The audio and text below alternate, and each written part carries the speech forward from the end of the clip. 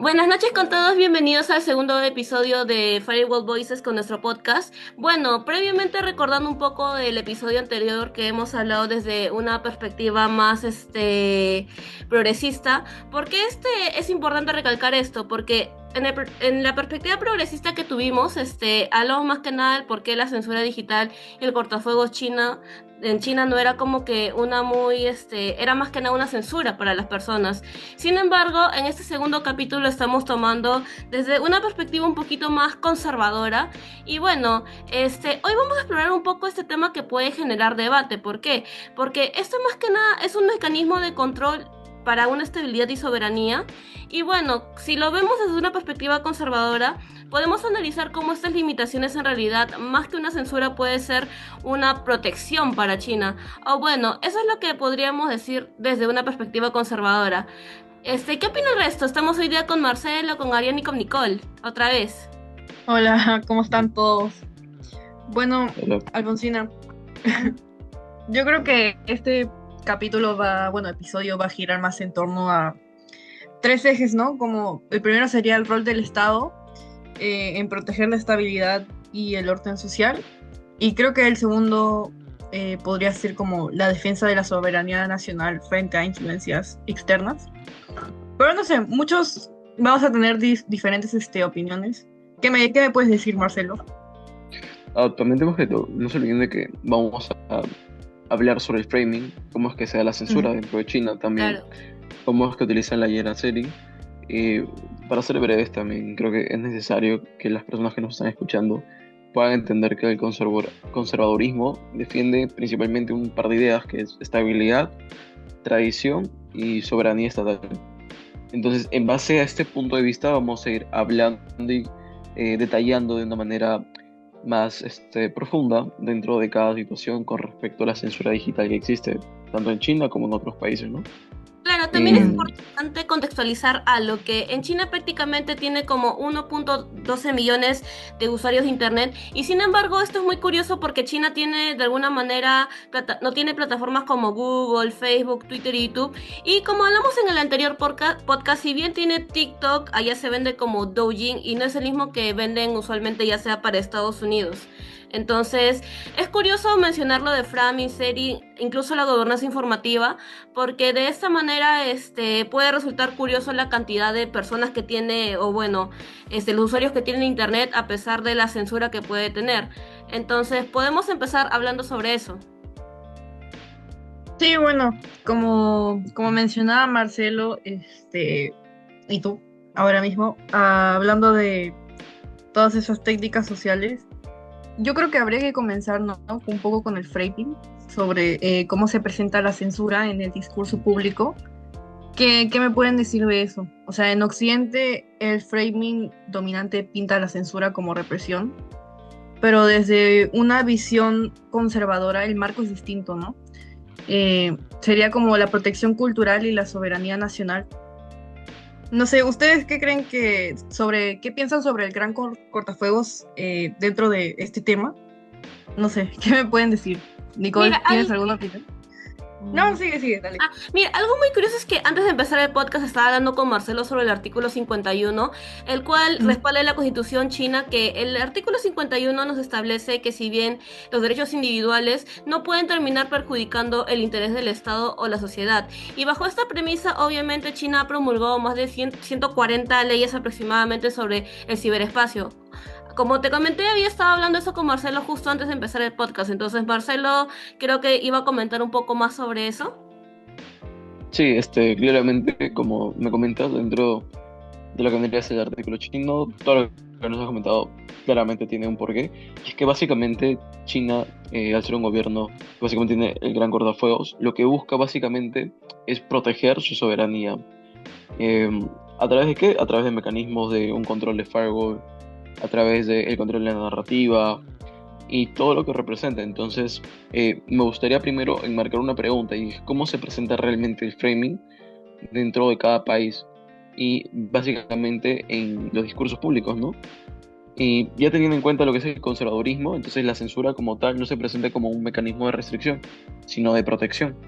¿Y por qué? Porque básicamente lo que intentan es proteger el orden como tal, como les había mencionado hace un rato, les comenté que básicamente el conservadurismo trata temas de estabilidad, temas de orden, de tradición y de soberanía estatal.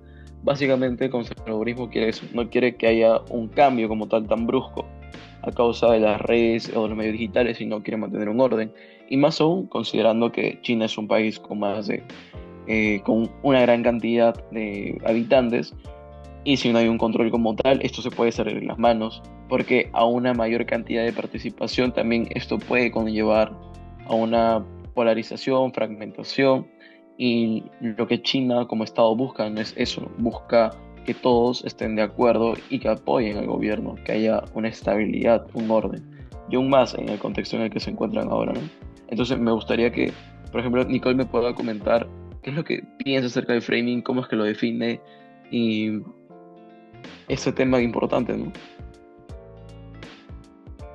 Bueno, respecto a tu pregunta que hiciste al inicio, cómo se presenta realmente el framing dentro de cada país, en este caso del país de China, en realidad depende mucho del país, obviamente, pero en este caso cada lugar muestra un tema de una manera distinta, el framing.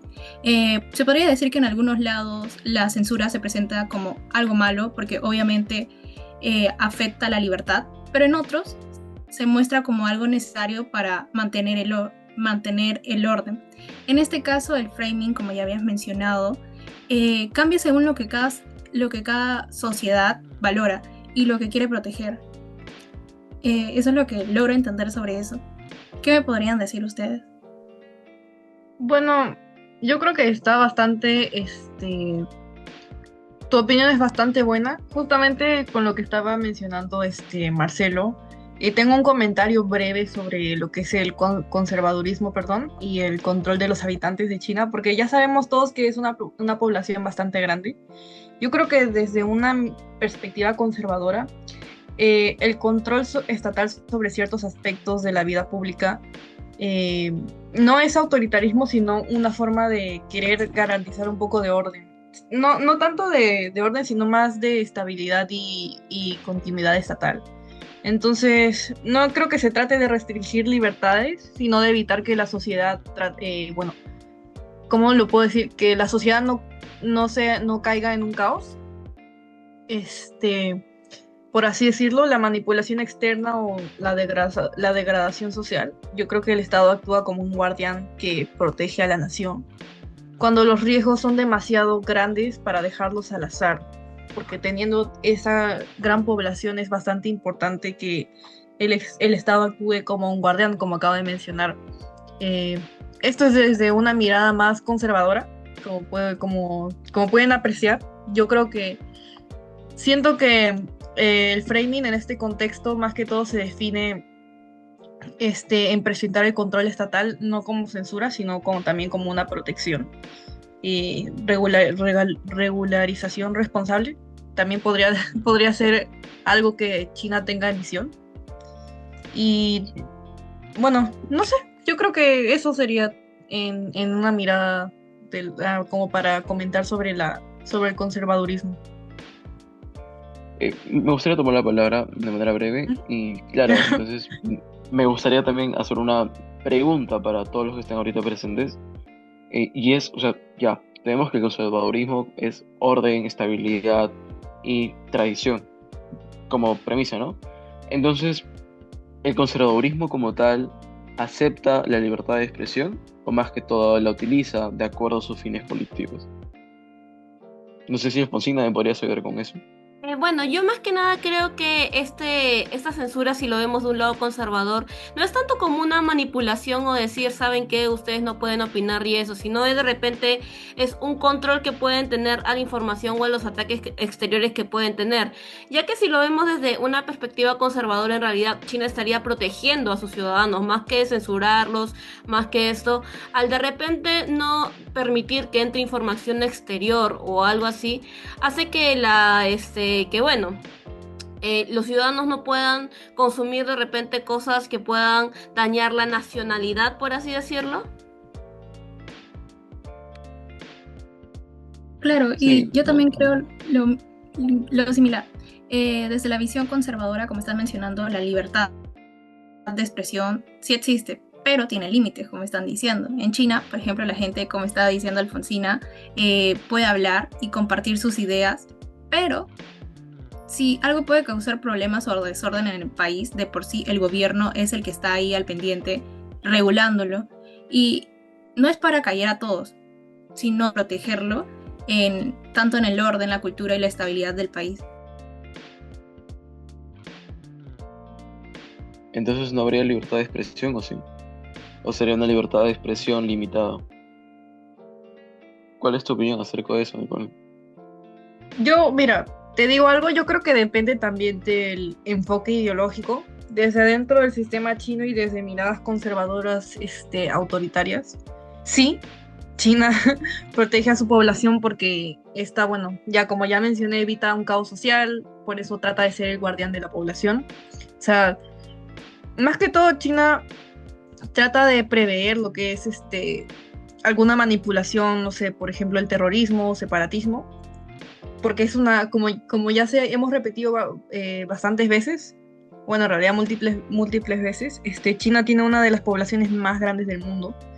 Entonces, yo creo que primero sería que sí, China trata de proteger a su población, pero desde otras miradas más liberales, ¿no? Progresistas, yo creo que consideran que restringe libertades individuales. Entonces, depende del enfoque político, tu respuesta, digo tu pregunta, perdón.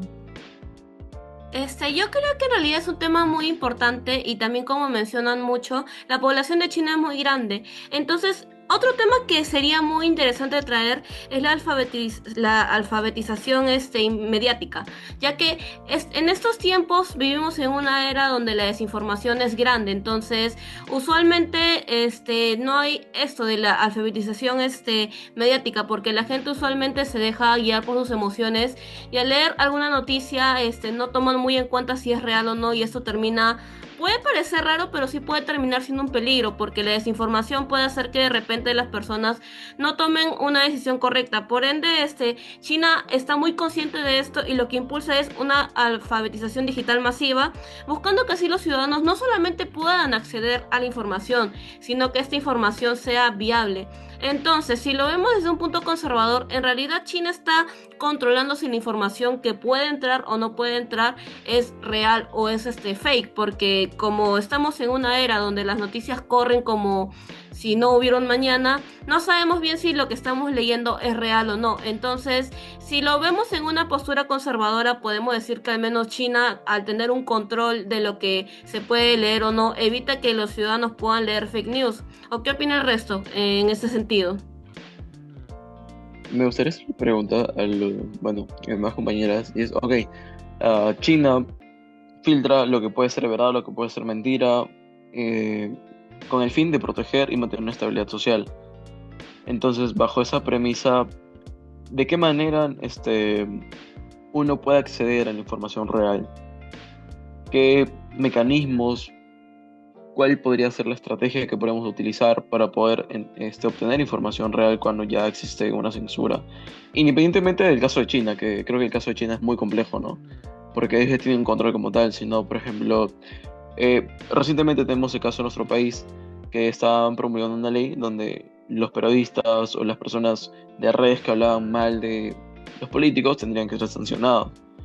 Entonces, eso también podría ser considerado desde un punto de vista conservador como para mantener un orden y estabilidad, porque bien sabemos que cuando hay elecciones siempre hay fragmentación, polarización, y mientras haya más periodistas que hablen, opinen diferente, eso ocasiona que haya una desafección ciudadana hacia la política. Entonces, el conservadurismo, como ya hemos hablado, defendería eso, y por ende se estaría violando las libertades de expresión.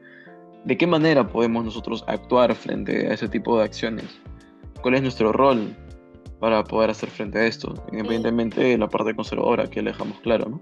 Claro, yo creo que desde un punto conservador, sí, lo correcto en realidad sería que las noticias se den de manera neutral, porque si bien las personas pueden tener, o bueno, sabemos bien que los periódicos, los canales de televisión tienen una postura, porque si bien dicen que solamente dan información, a la hora de comunicarlo, la manera en que lo hacen, como el framing, como estábamos mencionando, la manera en cómo cuentan las cosas hace que de repente uno se pregunte si realmente están dando una noticia o están dando una opinión. Porque incluso ¿cómo se llama? Eh, bueno, incluso cuando hay elecciones acá en Perú vemos que pareciera que tiran a algunos políticos y a otros no los tiran. Entonces uno no sabe si realmente la noticia que está leyendo es es real o simplemente es guiada por las emociones. Entonces, tomándolo desde un punto conservador, esto nos puede decir de que si de alguna manera hubiera un control en lo que se muestra en la televisión, o sea, sí, obviamente es la libre expresión, pero también si nos vamos a que todo es por libre expresión, de alguna manera las personas pueden comentar lo que desean y no hay un control de lo que ve el ciudadano.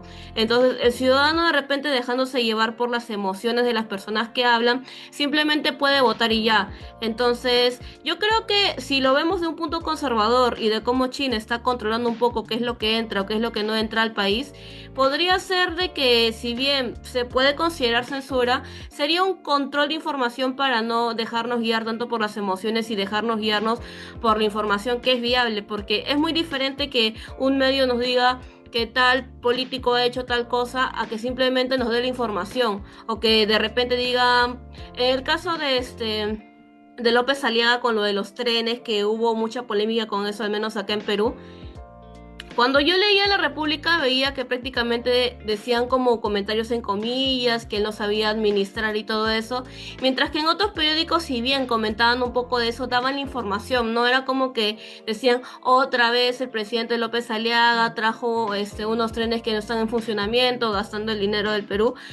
A diferencia de eso, hay otros periódicos que te dan información neutral, entonces yo creo que sí, al menos de un punto conservador podría ser un control para lo que consumimos las personas o los ciudadanos y que tengan una mejor elección. Pero no sé qué opina el resto. Yo creo que tienes tienes muchísima razón con decir que lo primero sería que las noticias se muestren de forma imparcial, sobre todo por lo último que acabas de mencionar sobre este ejemplo peruano. De una forma más de rebuscada, como para responder a la pregunta de qué mecanismos podemos usar, disculpen. Bueno, de una forma un poco más rebuscada iba a decir que sería bueno implementar lo que serían los VPNs. O sea, por ejemplo, desde el interior de China las alternativas son muy limitadas, pero los VPN, que son filtradores, perdón, es la forma más común, aunque es bastante ilegal o bloqueada la mayoría del tiempo, pero esto permite que China pueda ver noticias desde una visión más extranjera. No sé, pueden acceder a Google, a YouTube, a prensa extranjera, pero China invierte millones en detectar y bloquear VPNs, entonces no es imposible, pero también es algo limitado, pero no imposible. Eso es lo que quería decir. Y bueno, aparte de tratar de compartir un poco la visión de Alfonsina que mencionó sobre las noticias, yo creo que es muy importante empezar por ahí. También es bastante importante dar una visión imparcial sobre lo que se está mirando, y sería un buen punto como para empezar a debatir un poco sobre esto. No sé qué puedan opinar ustedes. Sí, justamente entonces, claro, nos acabas de mencionar los mecanismos, pero aún hay un tema por el cual tenemos que seguir debatiendo y llegar a un consenso, o al menos eso, ¿no? Y es entonces, ¿debería de primar el derecho a la verdad o la libertad informativa tiene que tener límites? Dejando de lado lo que es China, ¿no? Que ya lo conocemos desde el punto de vista del conservadurismo, y desde su punto de vista, ¿cuál debe primar? ¿El derecho a la verdad o la libertad informativa tiene que tener límites?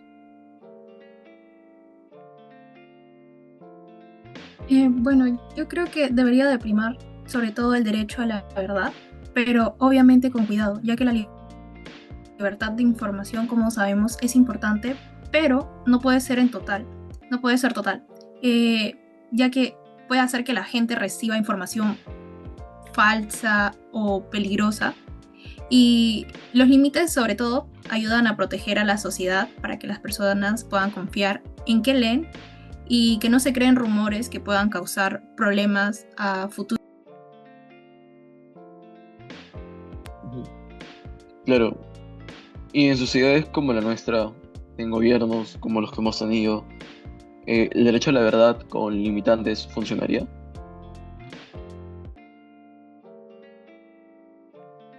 En sociedades como la nuestra, de por sí también es importante equilibrar la libertad de información con la responsabilidad, ya que la gente debería poder acceder a la verdad y expresar sus ideas, pero también debería aprender a revisar lo que se lee o lo que es real.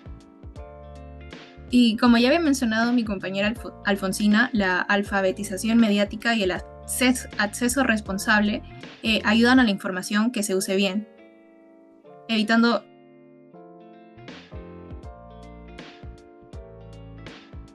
Sí, bueno, un poco para respaldar tu punto de vista. Yo creo que el derecho a la verdad debería ser un pilar fundamental, porque sin información real las personas no pueden tomar decisiones libres, ni políticas, ni sociales. Entonces, eso no significa que la libertad absoluta pueda, perdón, la libertad informática pueda ser absoluta.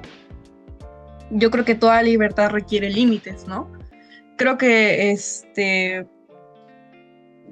no, bueno, sí, toda libertad requiere límites razonables, para evitar daños, ¿no? Desde la desinformación, que puede ser la causa, que puede causar violencia más que todo. Entonces, hasta los ciberataques, que es un tema bastante fuerte, o la manipulación extranjera. El desafío no es elegir entre verdad o límites, sino evitar que los límites se conviertan en excusa para ocultar la verdad.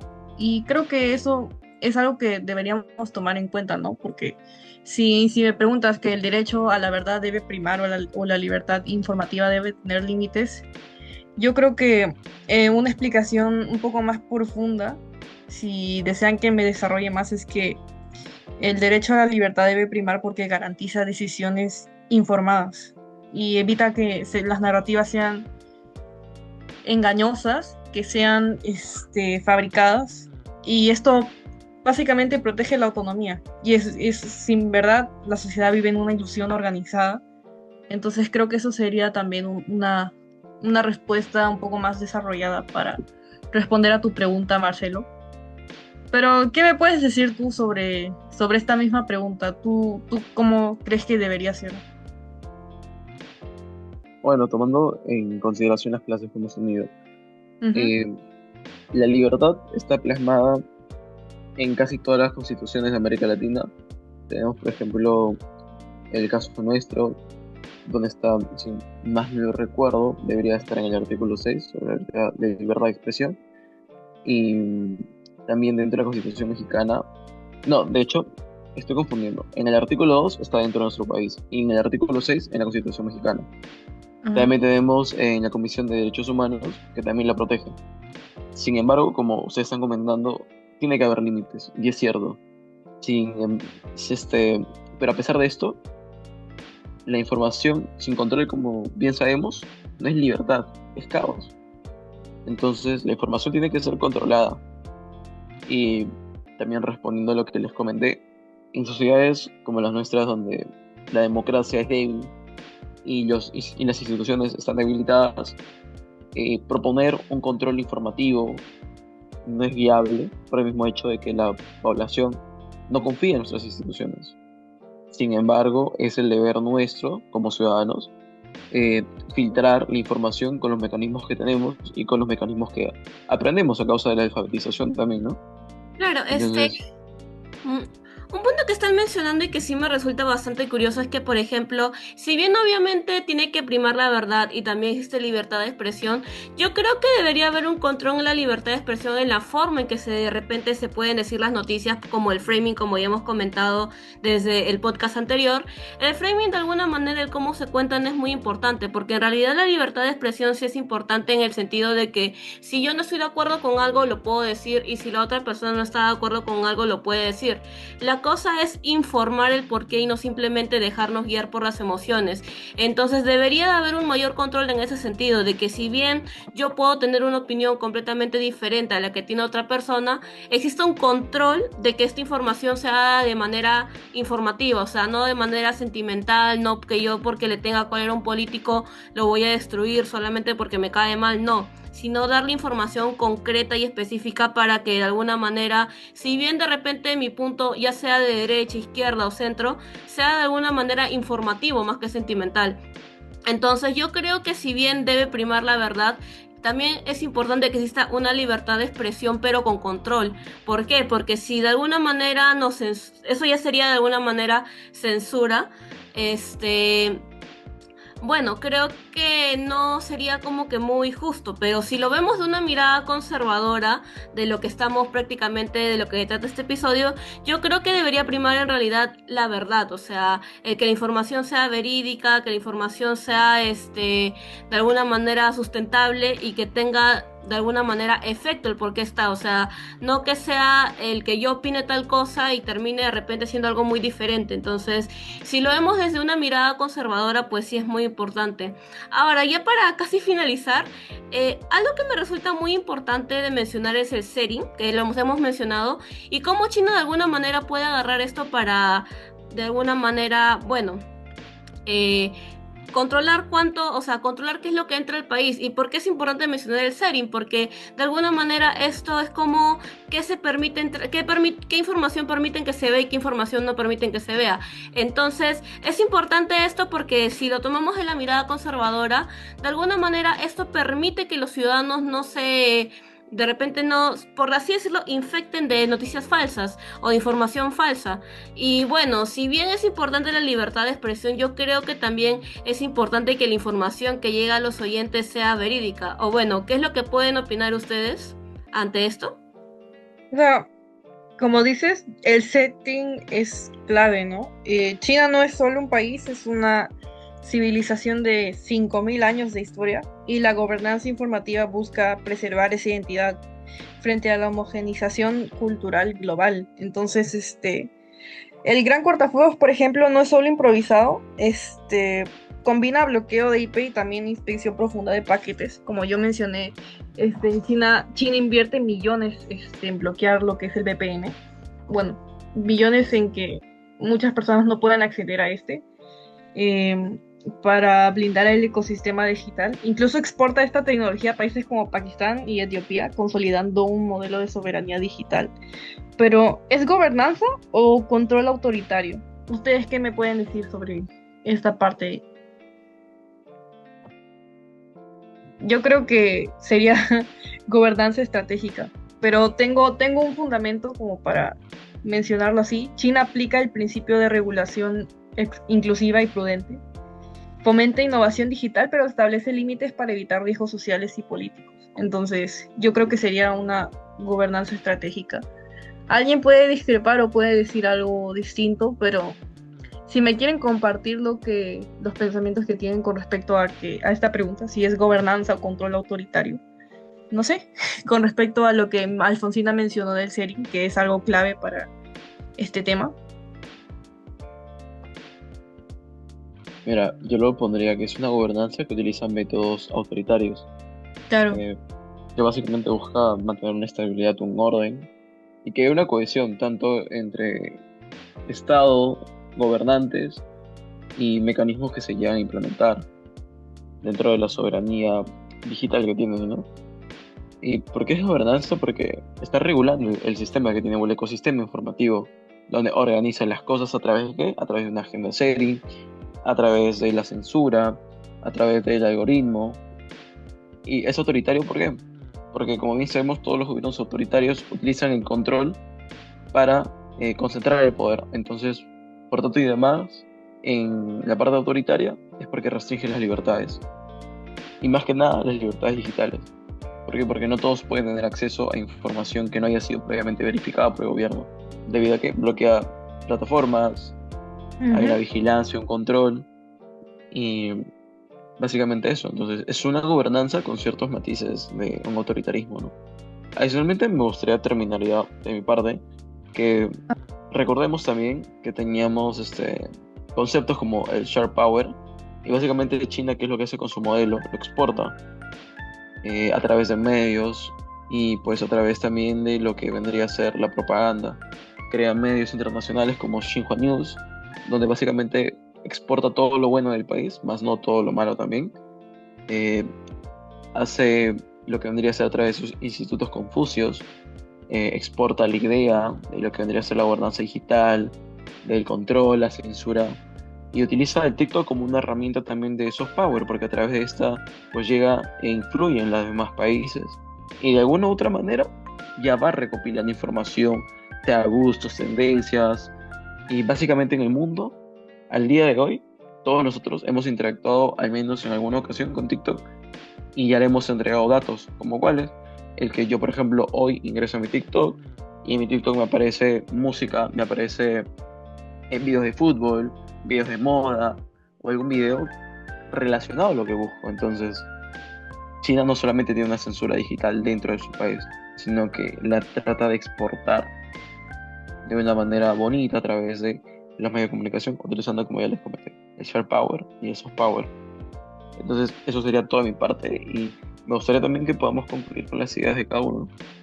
Claro, yo pienso que de alguna manera algo positivo que podemos agarrar de repente, si bien muchos dicen la censura digital y el cortafuegos chino, yo creo que algo que podemos rescatar de China viéndolo de una manera más conservadora es de que al menos la información que se pueda llegar es real, no es una información manipulada o una información falsa. Entonces, de alguna manera es muy importante recalcar esto porque si la información de repente a China llegara de una manera inadecuada y hicieran fake news, yo creo que incluso habría mucho más violencia de lo que podría haber ahorita en China. Entonces, algo que sí al menos se puede rescatar mucho de China es de que hacen lo posible para que al menos los ciudadanos que están ahí consuman una información que sea verídica.